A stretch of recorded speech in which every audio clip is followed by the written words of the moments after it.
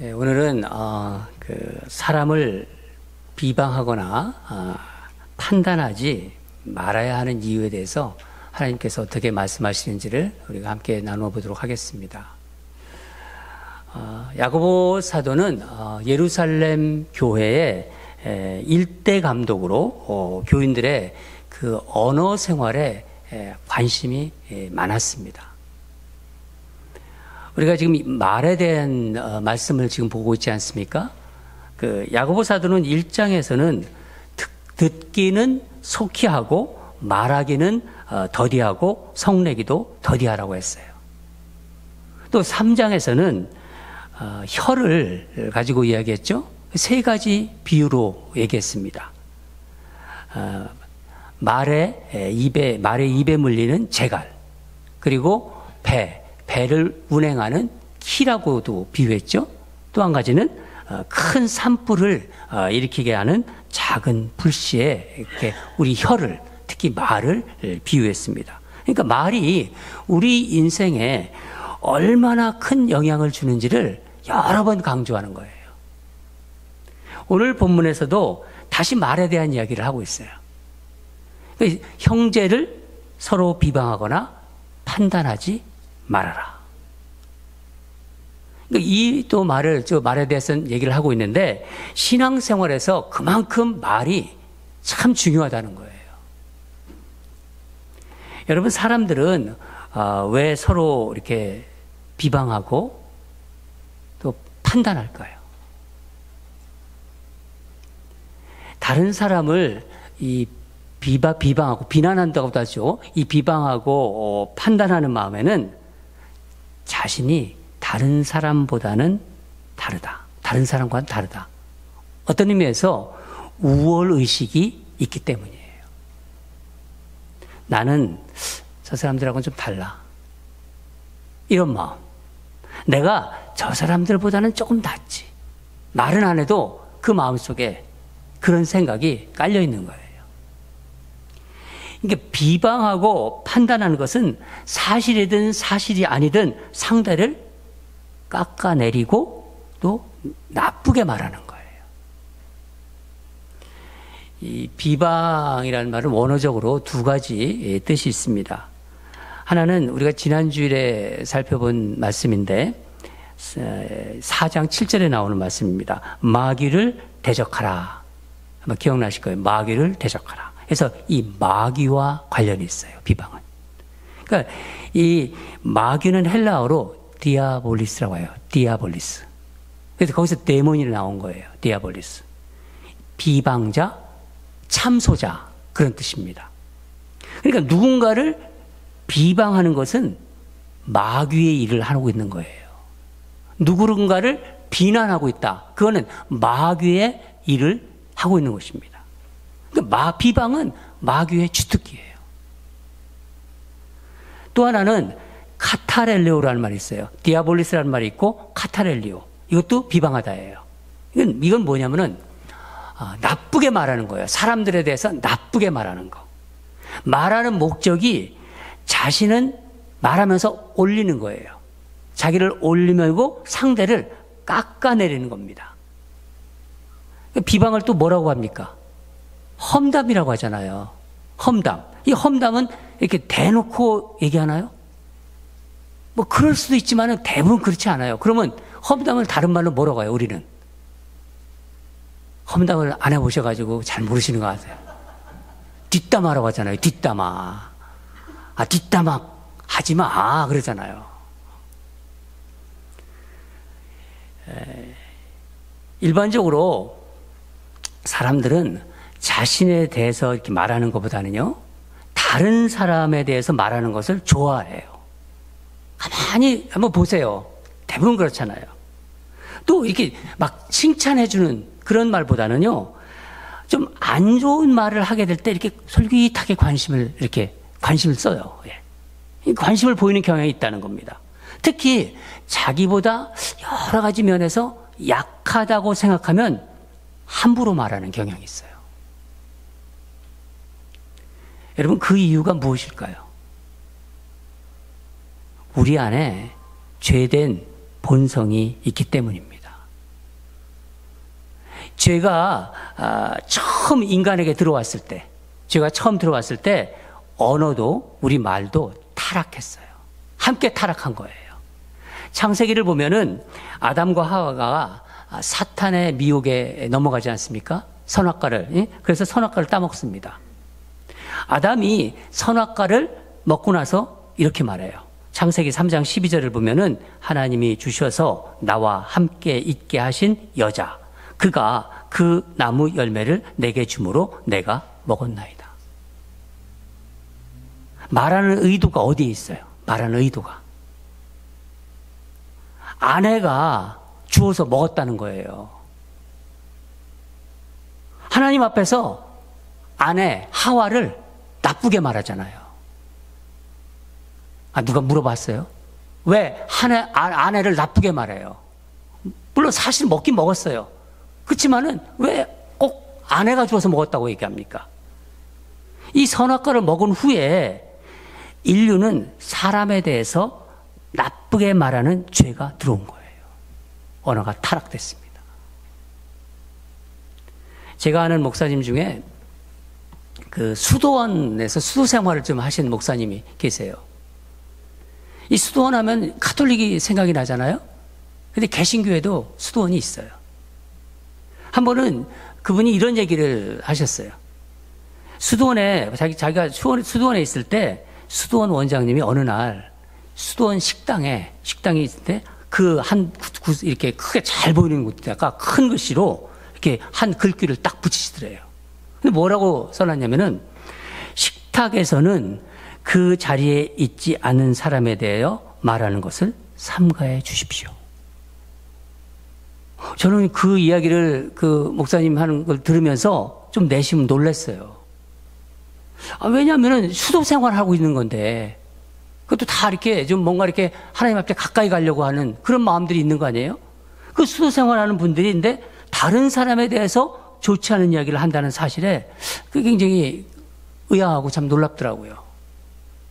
근데 제가 생각하면 생각할수록 그 말이 참 지혜롭다는 생각이 들더라고요. 여러분, 탈무드에 이런 말이 있습니다. 험담은 세 사람을 죽인다. 살인은 한 사람만 상하게 하지만은 험담은 한꺼번에 세 사람을 상하게 한다는 거예요. 한 사람은 누구죠? 험담을 하는 자신이죠. 그렇죠? 그리고 험담을 아무 반대하지 않고 듣고 있는 사람이, 그렇죠. 두 번째는. 그리고 험담의 대상자입니다. 세 사람이 죽는다는 거예요. 여러분, 그리스도인은 어떤 의미로는 수도 생활을 하는 사람이라고 볼 수 있는 거예요. 이 세상에서. 왜냐하면 우리가 항상 말하는데 또 행동하는데 하나님 생각하잖아요. 말씀이 우리에게 자꾸 말씀대로 살려고 하잖아요. 어떤 의미에서는 그게 수도 생활이죠. 하나님 앞에서 살아간다고 생각하니까.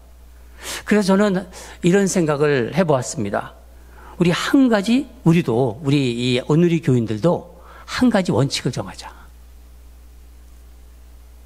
칭찬은 당사자가 있는 데서 해도 좋고 없는 데서 하면 더욱 좋다.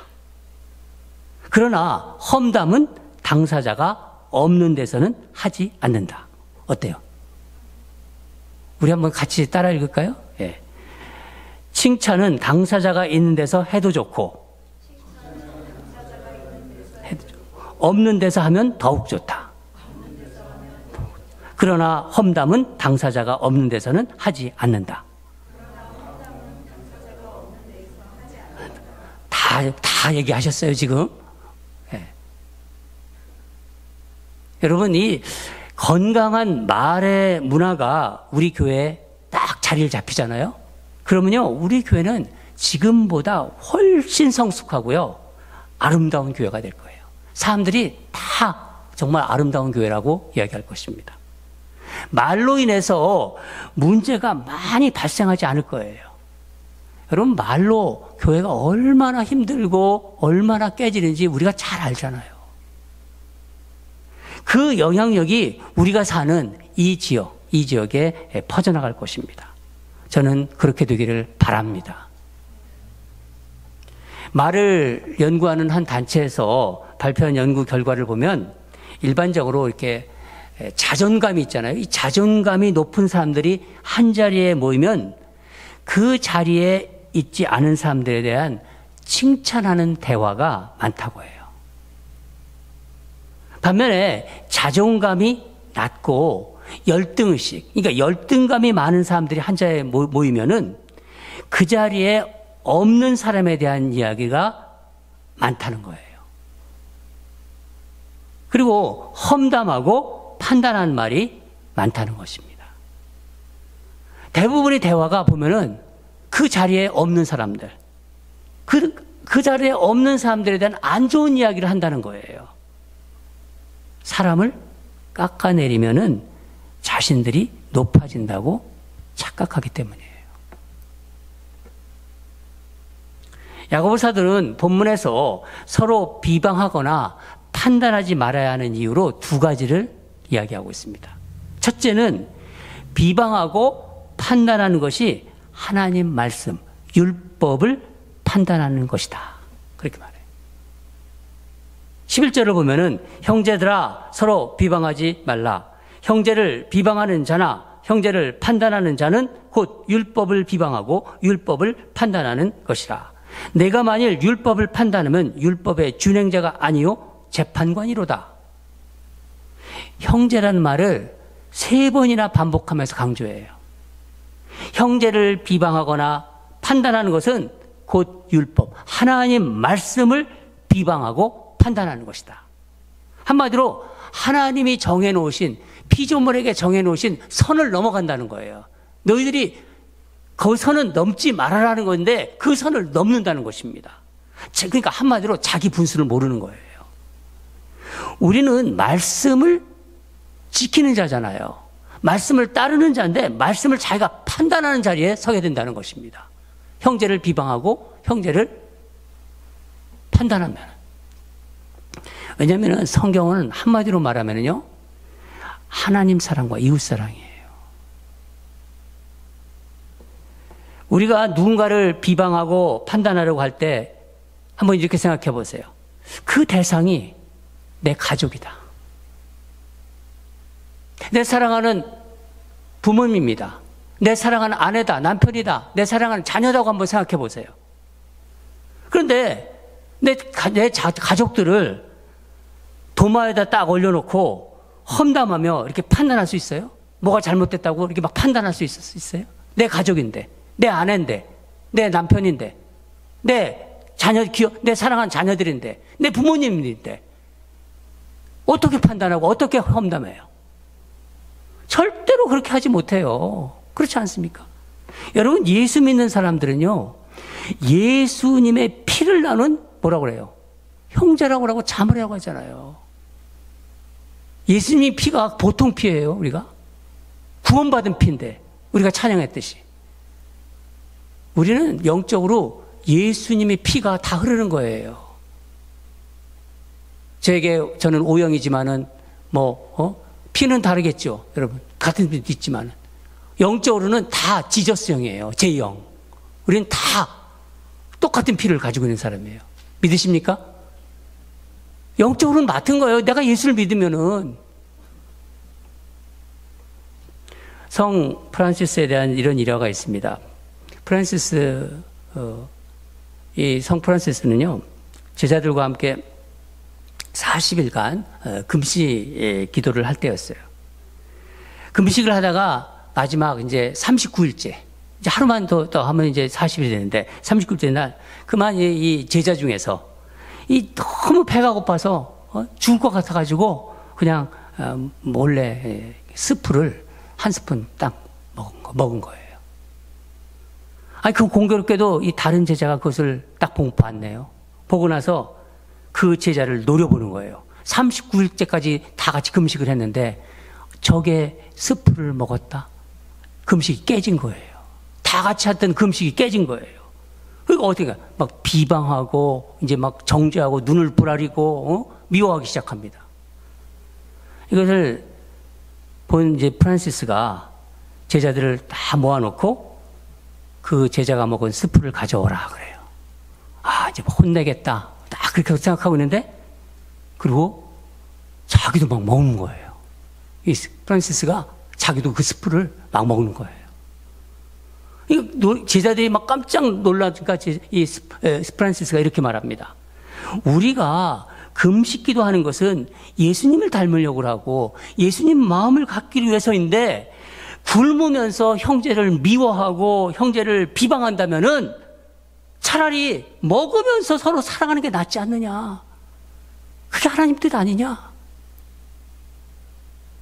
여러분, 형제 자매를 비방하고 판단하는 것은 말씀의 핵심, 말씀의 본질을 내가 판단하는 거예요. 레위기, 구약의 레위기 19장 18절에 말씀이 나오지 않습니까? 내 이웃 사랑하기를 내 자신과 같이 하라. 나는 여호와니라. 하나님 말씀을 어기는 죄를 짓는 거예요. 가장 중요한 말씀을. 또한 예수님께서 이 말씀하셨어요. 마태복음 22장 37절에서 39절인데 이 말씀은 이런 뜻입니다. 너희는 주 하나님을 사랑하고 내 이웃을 내 자신과 같이 사랑하라. 하나님이 주신 계명, 가장 큰 계명을 어기는 거예요. 여러분, 형제 자매를 그냥 비방하고 판단하는 것은 내가 하나님 말씀을 판단한다고 생각하시기 바랍니다. 두 번째, 비방하고 판단하는 것은 이 자신을 하나님 자리에 앉는 거예요. 자신을 하나님 자리에 앉히려고 하는 겁니다. 12절을 보면 입법자와 재판관은 오직 한 분이시니 능히 구원하시기도 하시며 멸하시기도 하시니라. 너는 누구이기에 이웃을 판단하느냐. 여러분, 이 판단하는 것과 분별하는 거 있죠? 판단과 분별은 달라요. 옳은 것은 옳다. 잘못된 것은 잘못됐다. 틀린 것은 틀리다. 이 분별은 성령께서 우리에게 주시는 마음이에요. 성령님께서 이끄는 마음이에요. 분별은 성령님이 이끄는 마음으로 상대를 바라보는 거예요. 우리 안에 성령님이 계시잖아요. 내가 예수를 믿는 순간부터, 예수를 주로 고백하는 것부터 그 순간부터 우리 안에 성령님이 존재하십니다. 안에 계십니다. 성령께서 이끄는 마음으로 상대방을 바라보는 거예요. 그러나 판단은 자기 기준이 있어요. 자기 생각. 자기 기준으로 상대를 자로 재는 거예요. 자기 생각이 있잖아요. 자기 기준을 가지고 상대를 평가하고 상대를 자로 재는 겁니다. 다르잖아요. 내 생각, 내 판단, 내 생각을 세우는 것이 판단이라면은 내 생각을 배제하는 것, 내 생각을 배제하는 것이 분별이에요. 그래서 판단은 악한 것이지만 분별은 선한 것이고 우리에게 꼭 필요한 거예요. 분별력은 우리에게 꼭 필요한 거예요. 그러니까 판단과 이 판단은 판단 비방도 같은 개념이겠죠. 이 판단과 비방은 미움, 누구를 비방하잖아요. 누구를 판단하잖아요. 그러면 미움의 영이 작동하기 시작해요. 그러니까 미움과 분노의 영을 끌고 들어와요. 들어와서 그 사람을 상하게 하고 그 사람을 분하게 하고 그것을 미워하게 하고 증오하게 만드는 거예요. 그걸 작동시키는 거예요. 그게 판단하지 말라는 거예요. 여러분, 그거 잊지 마시기 바랍니다. 가령 예를 들어서 어떤 사람이 키에 대해서 얘기합시다. 좀 가끔 상처가 또 올라오는 사람이 있을지 모르겠는데 키에 대해서 한번 얘기해 봅시다. 나는 키 큰 사람이 좋아. 그래요. 나는 키 큰 사람이 좋아. 그랬더니 옆에 있는 사람이 키 큰 사람 다 싱거워.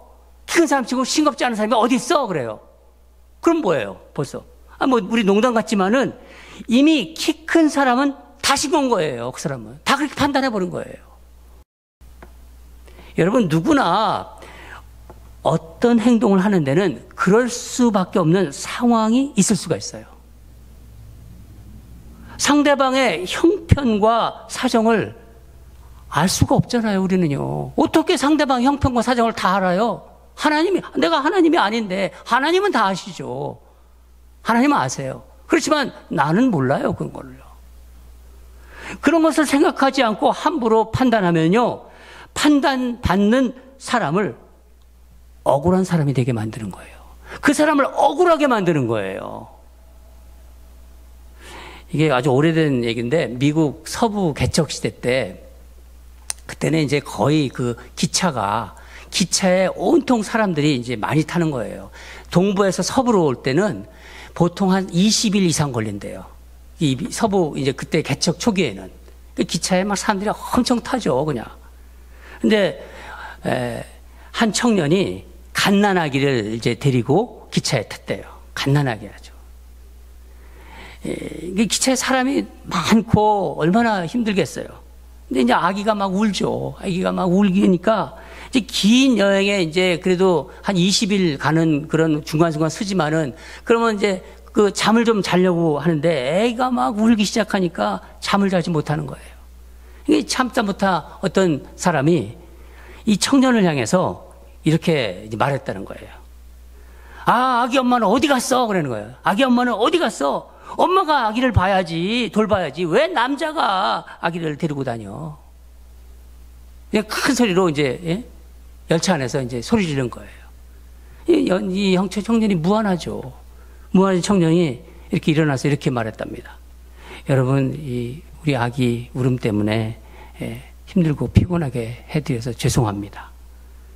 사실, 그런데 제 아내가 어제 세상을 떠났습니다.